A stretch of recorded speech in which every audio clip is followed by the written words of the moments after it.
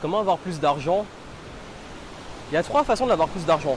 3 leviers activés pour développer vos revenus. En fait, si vous voulez plus d'argent, il faut comprendre un truc, parce que beaucoup font une énorme erreur. La première chose, c'est qu'il faut changer votre psychologie.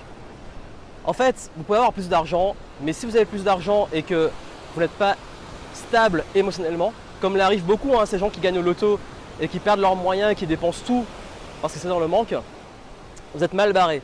Donc si vous changez votre attitude, votre mindset, votre psychologie, vous serez plus apte non seulement à mieux gagner votre vie, à mieux gagner de l'argent, mais aussi vous serez plus stable quand vous aurez cet argent qui va commencer à rentrer. Deuxième chose, il faut changer d'état d'esprit. Vous connaissez sûrement les cadrans de cash flow de Robert Kiyosaki dans le livre Père riche, Père pauvre que je vous recommande de lire. Il explique en fait qu'il y a différents types.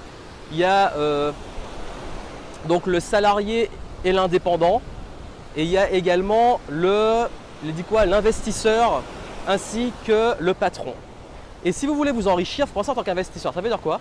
Ça veut dire qu'il faut arrêter de toujours vouloir échanger votre temps contre de l'argent et commencer à penser en termes de comment créer des systèmes et comment placer votre argent pour qu'il travaille pour vous. Ça, c'est le deuxième pilier, c'est investir et devenir un investisseur et non plus juste un consommateur ou un sous-traitant ou quelqu'un qui travaille pour les autres, mais quelqu'un qui a de l'argent qui travaille pour lui. Et troisième pilier, troisième chose, ça c'est la gestion des priorités. Si vous ne savez pas gérer votre temps, vous ne savez pas gérer vos priorités, vous ne savez pas gérer votre argent. Parce qu'on croit souvent que l'argent et l'enrichissement, c'est un truc du style, je sais pas, par exemple, il y en a beaucoup qui disent, je donne un exemple, j'ai pas le temps de me former. Si sa priorité c'est pas de se former, notamment sur l'argent, c'est quoi sa priorité? Et si on ne sait pas gérer ses priorités en termes de temps, ça va être compliqué de les gérer en termes d'argent. Voilà pourquoi, et je pense que c'est indispensable, de changer son mindset, son état d'esprit, sa psychologie. Ensuite, d'apprendre à devenir un investisseur, de penser comme un investisseur et d'agir, d'avoir les stratégies d'investisseur. Et enfin, de savoir gérer ses priorités pour pouvoir gérer au mieux la meilleure ressource qui est le temps, ce temps qui permet de générer de l'argent. Donc à vous de jouer. Et comme je le dis souvent, on ne peut pas s'enrichir si on ne s'enrichit pas personnellement, son mindset, état d'esprit, son attitude.